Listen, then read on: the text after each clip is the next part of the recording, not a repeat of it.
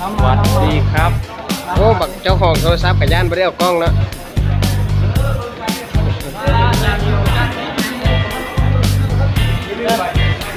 เป็นอย่างไรมาเบิ่งการชมละ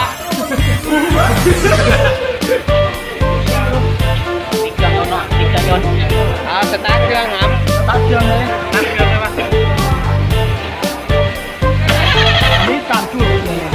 ดปกติที่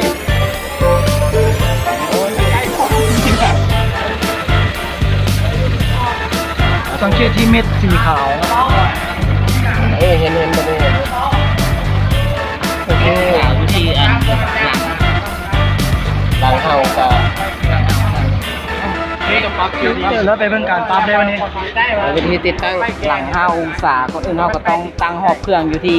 500 700 รอบต่อนาทีตั้งรอบเครื่องเบาตั้งอย่างไรเนาะเขาเจหันจะใส่เนาะหันรู้จักจ่ายเนาะท่านลังเฮียนจ่ายไม่ได้หรอได้เนาะได้มันลงเฮียนจ่ายจ่ายเที่ยวนะว่าไม้น็อตระเบิดเบอร์10ออกบึงกระซัดมาตั้งก้อนอาจารย์ก็บนลายตัวนี้แหละครับเบิ่งเลยกันตั้งก้อนส่วนสายเทิง10 องศาเนาะตอนนี้เรารู้แล้วว่ามันที่หลัง5 องศาที่ลงกันนี่เป็นไฟออนเป็นไฟออนเครื่องนี้มาตรฐานที่ก็ไม่ได้สนใจ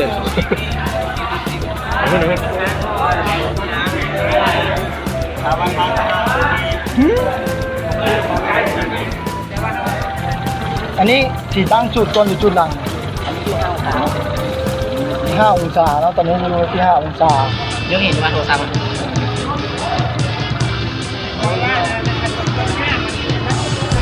10แล้วเกิด10แล้วขึ้นอีกเลยให้เบิร์ดเลยยังเอาขึ้นอีกจักรส่วนมันบ่มีอันนั้นตัวตอนนี้ก็เป็นจุดก่อนเนาะคือระเบิดก่อน10 องศาค่านี้ถือว่าเป็นค่ามาตรฐานได้บ่ค่านี้จะทิปโอเคทิปมาตรฐานมันดีต่อจักรแบบไหนค่า10 องศาจักรจะบ่ทันเนาะเวลารับเครื่องเวลาเอารับจากใจ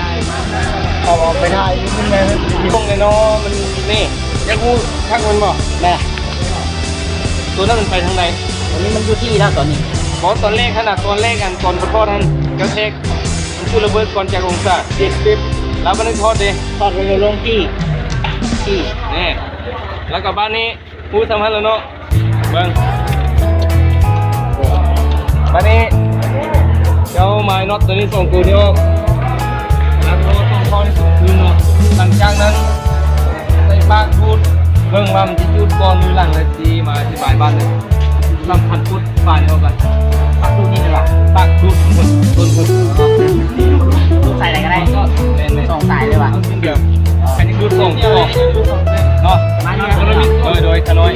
นี่ก็ตัวลุ่มแล้วก็อาจารย์ที่มาที่ใบบ้านเรื่องตัวที่บ้านที่ก่อนคือนั่นก็เป็นอย่างนี้นะก่อน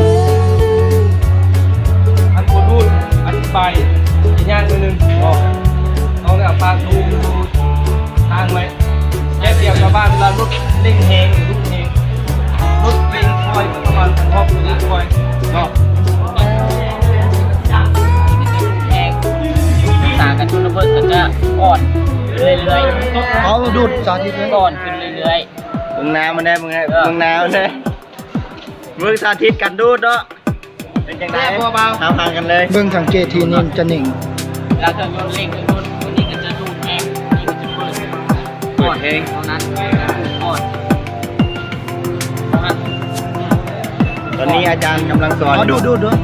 เอาไม่เป็นเทปัญญายอมมันนั่นก่อนนะจ๊ะอันนี้จังหวะดูมันจะเห็นตัวนี้นี่ครับ